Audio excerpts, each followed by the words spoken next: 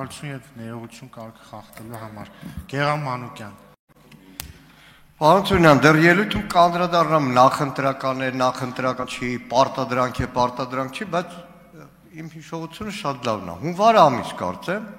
Քարորյանի տուն Թաթևոս Ավետիսյան հարգելի այսօր բացակայում է, այդ տեղը փորձեմ լրացնել, թեև հաստատ չեմ կարող։ Թաթևոս Ավետիսյանն ասում աղբե, տասնյակ հազարավոր մարդիկ ստանում են մենակ աշխատավարձ, որը հարկայինը տեսնում է։ Որն է նպատակը ձեր ներդրած պարտադիր հայտարարման, եթե հարկայինը մեկ այդ թվերը ունի։ Եվ բազմաթիվ հիմնավորումներ այստեղ ներկայացրեցին, որ իզուր քաղաքացուն ծանրաբեռնում եք։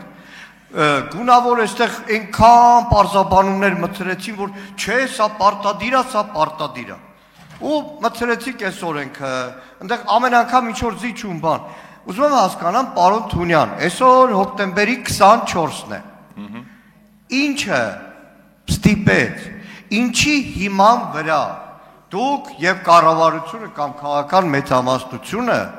նոյեմբերի 1-ից մի քանի օր առաջ կամ մի քանի շաբաթ առաջ եզրակացրեցիք, որ անիմաստ է տասնյակ, եթե չասեմ 100 հազարավոր քաղաքացիների պարտադրել, որ իրենց աշխատավարձը, որը հարկայինը մեկա տեսնում է, կրկնակի անգամ չհայտարարագրեն եւ հարկայինը մեկա այդ բոլոր շարժերը տեսնում է։ Որն է եղել այն հիմնական պատճառը, ժողով է կարել, քաղաքացիներ են բողոքել, թե մոտ 700 քանի հազար քաղաքացիներից մոտ 100,000-ն է միայն հայտարարագիր լրացրել։ Դուք հասկացել եք, որ նոյեմբերի 1-ին տապալված մի համակարգի փաստի առաջ է կանգնելու, որովհետեւ կրկնում եմ, մեծ մասը քաղաքացիների, 100 հազարավոր քաղաքացիներ ուղղակի այդ որոշումը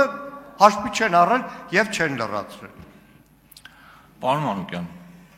ախր սկզբի ելույթում նշեցի, որ այս որոշումը կայացվել է ոչ թե ինչպես դուք եք ասում նոյեմբերի 1-ից 1-2 շաբաթ առաջ, այլ այս քննարկումը սկսել է շատ ավելի վաղուց եւ դեռ ասում եմ այս տարվա սկզբին մենք ասել ենք, որ նման փոփոխություններ ենք անելու։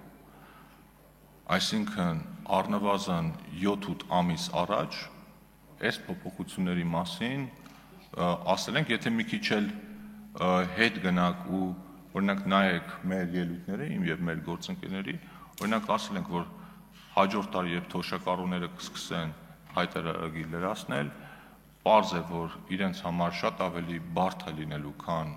ավելի երիտասարդ սերնդի համար այդ հայտարարագիրը լրացնել, ասենք, որ մենք համապատասխան լուծումներով հանդես կգանք եւ հիմա այդ լուծումներով հանդես են գալիս։ Ինչ վերաբերում է, որ ասում եք մարդիկ միայն աշխատավարձ են ստանում, այսպես թե այնպես պետական եկամուտների կոմիտեն տեսնում է, ուրեմն հիմա հստակ վիճակագրությունները ձեզ չեմ կարող ներկայացնել, բայց երկրորդ ընթերցմանը կներկայացնեմ։ Մենք ունենք արդեն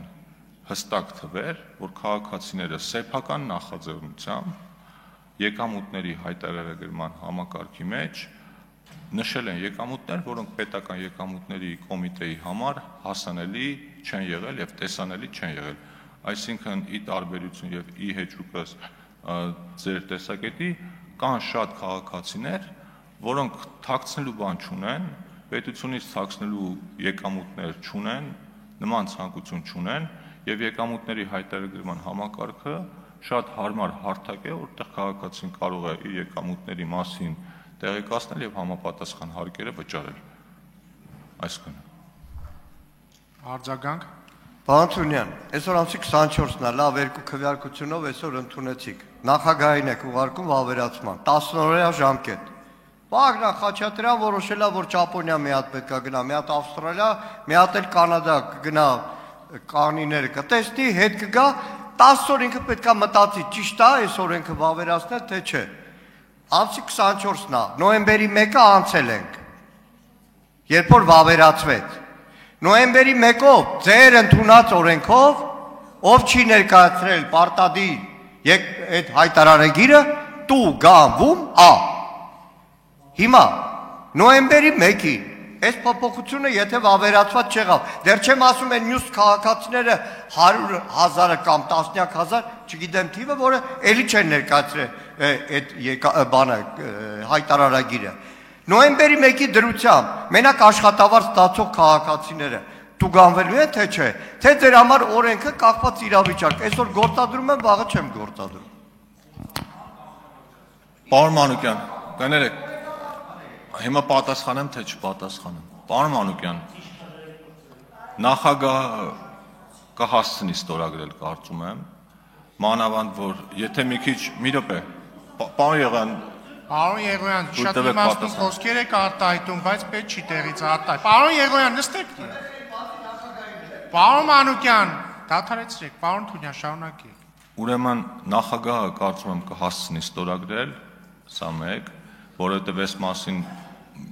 այնց հանկարծակի այսօր չենք վերկացել ու խոսում, եթե մենք մի քիչ ելույթներ ունենենք, հնարավոր է մի օր էլ ավել շահենք այդտեղ, հիմա ունենք այն ինչ ունենք, եթե չհասցնի նախագահը ստորագրել ձեր ասած այդ վատագույն տարբեր, պարոն Եղոյան, թողեք պատասխանեմ, էլի, համը թողեք պարոն Մանուկյանը լսի։ Եթե չհասցնի նախագահը ստորագրել, ասենք ստորագրի նոյեմբերի 3-ին կամ նոյեմբերի 5-ին, նախ չեմ կարծում, որ պետական եկամուտների կոմիտեն կհասցնի այդ ընթացքում արագ քաղաքացիներին պատասխանատվության ենթարկել, եւ եթե անգամ պատասխանատվության ենթարկած լինի, օրենքը քանի որ բարելավող է, ինքը ունի հետադարձ բարելավող ազդեցություն եւ այդ տուգանքները ավտոմատ չեղարկվելու են։ Այսինքն, եթե անգամ հանրապետության նախագահը մինչեւ նոյեմբերի 1-ը չհասցնի այս նախագիծը ստորագրել,